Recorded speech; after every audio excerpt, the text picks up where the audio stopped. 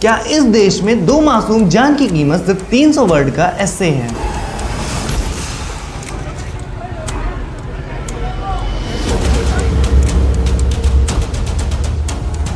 और भरत तिवारी के साथ जो कुछ हुआ, क्या वो कानून था या सिस्टम की गुंडागर्दी? सामने से कभी होगा तुम सब लेके यही सब घात करके करेगा।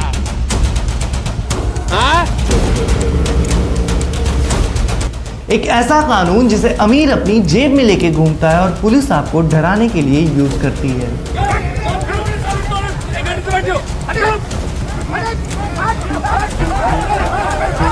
अगर पुलिस आपसे बदतमीजी करे, सरकार आपके घर तोड़े और कोई अमीर आपकी जमीन हड़प ले तो आपको 20 साल तक लोअर कोर्ट के धक्के खाने की जरूरत नहीं है।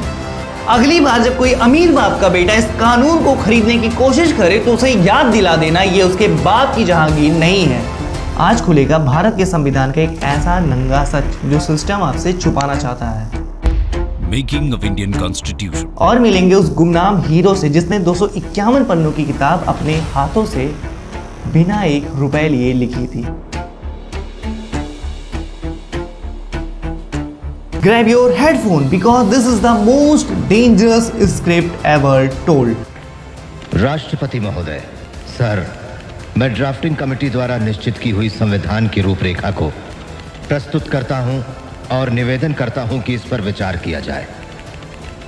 राष्ट्रपति महोदय सर, मैं इस सदन में उपस्थित उन लोगों में से एक हूं जो जानते हैं कि इस संविधान का मसौदा तैयार करने में डॉक्टर अंबेडकर ने कितनी मेहनत और लगन खर्च की है। शायद सदन को पता हो कि उसके द्वारा मनोनीत 7 सदस्यों में से एक ने इस्तीफा दे दिया और उसकी जगह किसी और को नहीं लिया गया। एक सदस्य थे अमेरिका में, तो उनकी जगह भी खाली रही और एक और सदस्य अपने कुछ कामों में, राज्य के कामों में व्यस्त रहे, इसलिए उनकी जगह भी खाली रही। एक या 2 सदस्य दिल्ली के बाहर थे और शायद सेहत की वजह से शामिल न हो सके। इसलिए आखिर में हुआ यूं कि मसौदा तैयार करने का सारा भार आ पड़ा डॉक्टर अंबेडकर पर। और मुझे कोई शक नहीं कि हम सब उनके अनुग्रहित हैं। भारत 140 करोड़ लोगों का देश है और 140 करोड़ लोगों को बांध कर रखती है एक किताब, भारत का संविधान, कॉन्स्टिट्यूशन ऑफ इंडिया। लेकिन सच कहूं तो ये एक ऐसी किताब है जिसे पूछता हर कोई है लेकिन पढ़ता कोई नहीं है। और बचपन से हमें एक ही सवाल रटाया गया है, भारत का संविधान किसने लिखा है?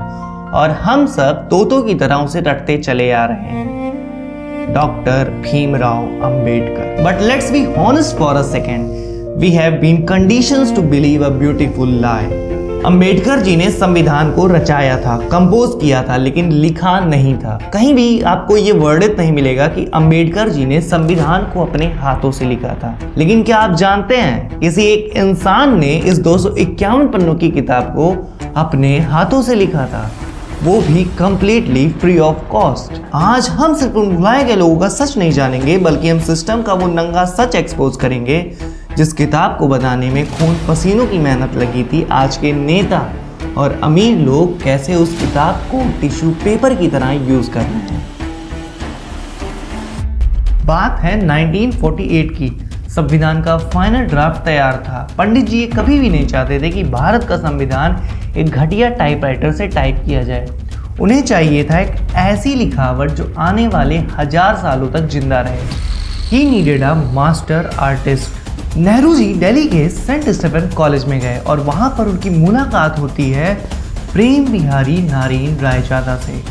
नेहरू जी ने जब उनसे उनकी फीस पूछी तो प्रेम बिहारी का जवाब इतिहास के स्वर्ण अक्षरों में लिखने लायक था, नॉट अ सिंगल पैनी पंडित जी, भगवान का दिया सब कुछ है, बस मेरी एक शर्त है, इस किताब के हर पन्ने पर मेरा नाम होगा और इसके आखिरी पन्ने पर मेरे दादा का नाम होगा। बिना ₹1 लिए 6 महीने तक लगातार लिखना, 251 पन्ने, 303 प्रीमियम निब्स और no mistake, no ink blots. और आज के बाबू अगर एक फाइल को भी आगे बढ़ाना होता है तो बिना रिश्वत लिए कभी नहीं बढ़ाते हैं। और इस इंसान ने देश का भविष्य फ्री में लिख दिया। Pure unadulterated patriotism, but history completely erased him. और कहानी यहाँ पर खत्म नहीं होती। शांति निकेतन के नंदलाल बोस और उनकी पूरी टीम ने इसके हर पन्ने पर रामायण, महाभारत, गौतम बुद्ध, शिवाजी और रानी लक्ष्मीबाई की पेंटिंग से उन्होंने ये साबित कर दिया है कि भारत 1947 में पैदा नहीं हुआ। They trap the civilisational DNA of India inside those margins. पर आज हमने इस किताब को सिर्फ चुनाव जीतने का मुद्दा बना दिया है। संविधान क्यों बनाया गया था? ताकि वो आपकी ढाल बन सके। But a shield is useless if you don't even know you are holding it. आइए देखते हैं ऐसे कानून जिसे सिस्टम आपसे छुपा कर रखा है, क्योंकि वो आपको डरा कर रखना चाहता है। आर्टिकल 20 कहता है कि आप किसी भी एक्यूज इंसान को उठाकर खुद के खिलाफ गवाह देने के लिए जबरदस्ती नहीं कर सकते हैं। You can not be forced to confess to a crime. जब पुलिस पर प्रेशर आता है तो वो किसी भी गरीब इंसान को उठाकर 3rd डिग्री टॉर्चर देते हैं जब तक वो पूरे कागज पर साइन न कर दे। लेकिन असलियत क्या है? इंडियन एविडेंस एक्ट का सेक्शन 25 और आर्टिकल 20 चीख चीख कर कहते हैं कि लॉकअप के अंदर पुलिस के सामने दिए गए बयान की 0 वैल्यू होती है कोर्ट में जज के सामने। आप जज के सामने खड़े होकर ये साफ कह सकते हैं कि आपसे जबरदस्ती साइन करवाया गया है। ये बात आपको पुलिस कभी नहीं बताएगी, क्योंकि they construct a fake reality to keep you scared. Article 23 सीधे तौर पर बेगर या बदुआ मजदूरी पर रोक लगाता है। हमें लगता है कि ये पुराने जमाने के जमींदार करते थे।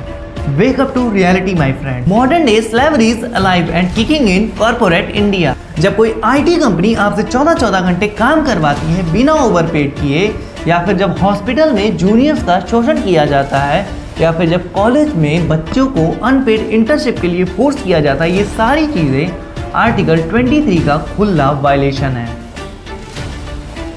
इसे हसल कल्चर का नाम दिया गया है, बट संविधान की नजर से इसे फोर्स्ड लेबर कहते हैं। अब थोड़ा मजाक हो जाए, आइए आर्टिकल 14 पढ़ते हैं। Equality before law. कानून की नजर में एक करोड़पति और एक ठेले वाला दोनों बराबर है। Sound magnificent on paper, right? But reality will shatter your soul. Pune पहुंचे गए तो याद ही होगा। एक अमीर बाप का बेटा फुल्ली ड्रंक 200 की स्पीड में गाड़ी चलाता है और 2 मासूम IT इंजीनियर्स को हवा में उड़ा देता है, और दोनों की ऑन द स्पॉट डेथ हो जाती है।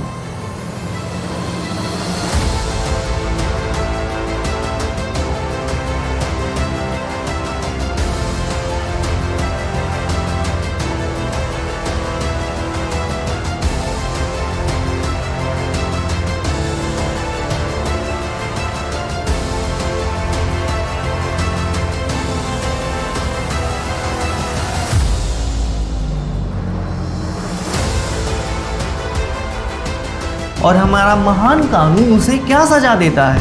पुलिस स्टेशन में बैठा और उसको पिज्जा खिलाया जाता है, और सजा के तौर पर write a 300 word essay on road safety. Let that sink in. अगर यही केस किसी ऑटो वाले से होता तो उसकी आने वाली पीढ़ियां कोर्ट के चक्कर काटते काटते मर जाती।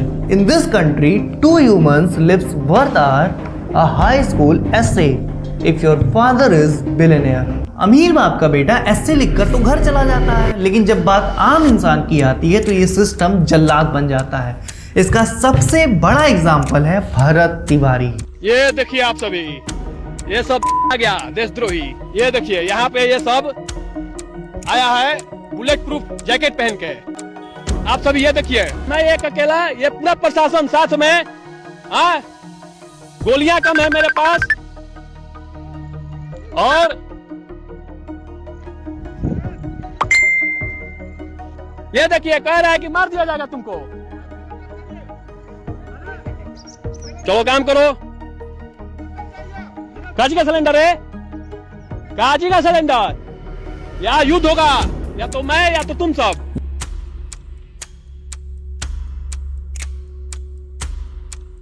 भरत तिवारी एक आम नागरिक, लेकिन उसके साथ जो कुछ हुआ वो इस देश के आर्टिकल 21 राइट टू लाइफ और पर्सनल लिबर्टी का खून है। संविधान का आर्टिकल 21 चीख चीख कर कहता है कि इस देश के हर एक व्यक्ति की जान और उसकी आज़ादी बिना कानूनी तरीके के नहीं छीनी जा सकती। No person shall be deprived of his life और personal liberty except according procedure stabilise by law. लेकिन भरत तिवारी के केस में वहां पर कौन सा कानून लगाया गया, कौन सा प्रोसीड्यूर फॉलो हुआ? वहां पर सिस्टम ने कानून को ढाल नहीं, एक हथियार बनाया था एक आम आदमी को कुचलने के लिए।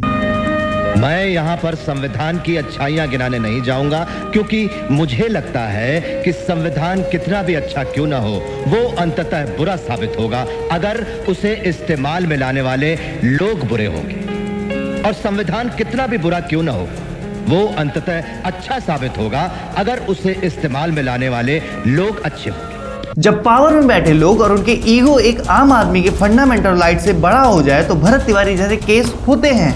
एक आम आदमी के लिए ना प्रोसीड्यूर बचता है, ना लिबर्टी और ना ही justice. The system systematically destroyed a common man's life, providing that the constitution rottenly forced by ordinary citizen. और याद करिए गुजरात का मोरवी ब्रिज कोलैप्स, 135 लोग मर गए। और अहमदाबाद का गेम जोन जहां आग लगने से 27 लोग जलकर मर गए। राइट टू लाइफ कहां गया? अगर करप्ट नेता और रिश्वत खाने वाले बाबू इन अनाड़ी कंपनी को कभी भी कॉन्ट्रैक्ट ना देते तो ये हादसे कभी ना होते। These are not accidental disaster, these are institutional murder. जान आम आदमी की जाती है और जेब नेताओं की भरती है। लेकिन सोचने वाली बात यह है कि जिस संविधान को हम अपनी ढाल मानते हैं, आखिर हमने उनको बनाने वालों को क्यों भुला दिया? Systematically manipulation and zero worship. Political parties को हमेशा से ही एक वोट बैंक चाहिए था, इसीलिए उन्होंने डॉक्टर भीमराव अंबेडकर को एक दलित नेता तक सीमित कर दिया। He is a brilliant economist, और बाकी लोगों को तो इतिहास से ही मिटा दिया। अलादी कृष्ण स्वामी अय्यर, जिन्होंने सबसे कॉम्प्लेक्स लीगल ड्राफ्टिंग की थी। के.एम. मुंशी, जिन्होंने डेमोक्रेसी का पूरा स्ट्रक्चर बनाया। Sir BN. राव, जिन्होंने 60 देशों का संविधान पढ़कर भारत के संविधान का पहला ड्राफ्ट बनाया था। तो आगे क्या सब खत्म हो गया? Absolutely not. बाबा साहेब अम्बेडकर बहुत आगे की सोच रखते थे और वो जानते थे कि कल को ये नेता राजा बनने की कोशिश जरूर करेंगे। इसीलिए उन्होंने संविधान में एक ब्रह्मास्त्र छुपा कर रखा था, आर्टिकल 32, जिसे उन्होंने heart and soul of the constitution कहा था। अगर पुलिस आपसे बदतमीजी करे, सरकार आपके घर तोड़े और कोई अमीर आपकी जमीन हड़प ले तो आपको 20 साल तक लोअर कोर्ट के धक्के खाने की जरूरत नहीं है। Article 32 gives you the direct power to knock the door of the Supreme Court. वो कोर्ट मजबूर है आपकी सुनने के लिए। संविधान किसी पॉलिटिकल पार्टी की जहांगीर नहीं है, वो उस ठेले वाले का है जिसका ठेला पलट दिया जाता है, वो उस भरत तिवारी का है जिसके हक के लिए सिस्टम उसे कुचल देता है। ये आपका है।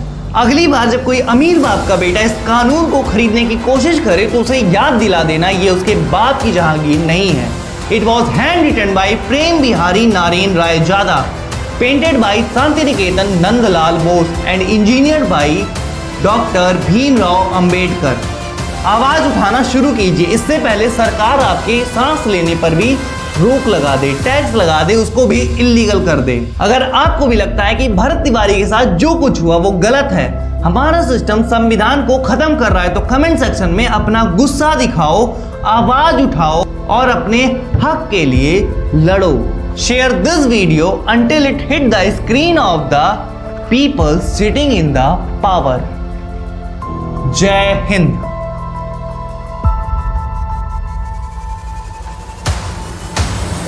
इस वीडियो का कॉन्सेप्ट कभी भी भीमराव अंबेडकर को नीचा दिखाना नहीं था। मैं कभी भी नहीं कहना चाहता हूं कि भीमराव अंबेडकर ने हमारे संविधान के लिए कुछ नहीं किया, बल्कि मैं भीमराव अंबेडकर की इस बात को याद रखता हूं कि वो चाहते थे कि सबको बराबर का अधिकार मिले। तो उनके साथ जितने भी लोग थे, सर बी.एन. राव, अलादी कृष्ण स्वामी अय्यर, के.एम. मुंशी और तो और प्रेम बिहारी नारायण राय जादा, जिन्होंने इस पूरे संविधान को लिख डाला।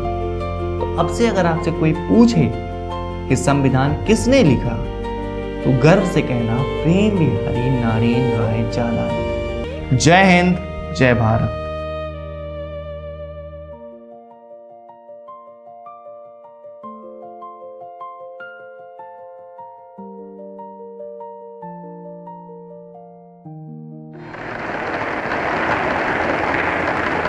मुझे जो भी श्रेय दिया जा रहा है वो मेरे अकेले का नहीं है। इसका कुछ हिस्सा जाता है सर बी.एन. राव को, जो कि हमारी इस सभा के संवैधानिक सलाहकार हैं, जिन्होंने ड्राफ्टिंग कमेटी के विचार करने के लिए संविधान का कच्चा मसौदा तैयार किया। इस श्रेय का कुछ हिस्सा उस ड्राफ्टिंग कमेटी के सदस्यों को भी जाना चाहिए।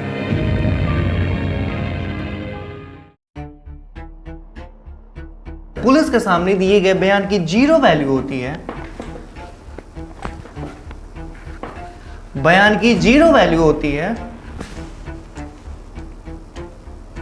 बयान की 0 वैल्यू होती है कोर्ट में जज के सामने। लेकिन असलियत क्या है? इंडियन एविडेंस का एक्ट 20। लेकिन असलियत क्या है? इंडियन एविडेंस का एक्ट सेक्शन 25 और आर्टिकल 20 चीख कर कहते हैं कि लॉकअप के अंदर पुलिस के सामने दिए गए बयान की 0 वैल्यू होती है कोर्ट में जज के सामने। आप जज लेकिन असलियत क्या है? एविडेंस का सेक्शन एविडेंस है, लेकिन असलियत क्या है? एविडेंस का एक्ट। लेकिन असलियत क्या है? एविडेंस एक्ट का। लेकिन असलियत क्या है? एविडेंस। लेकिन असलियत क्या है? आज हम उन लोगों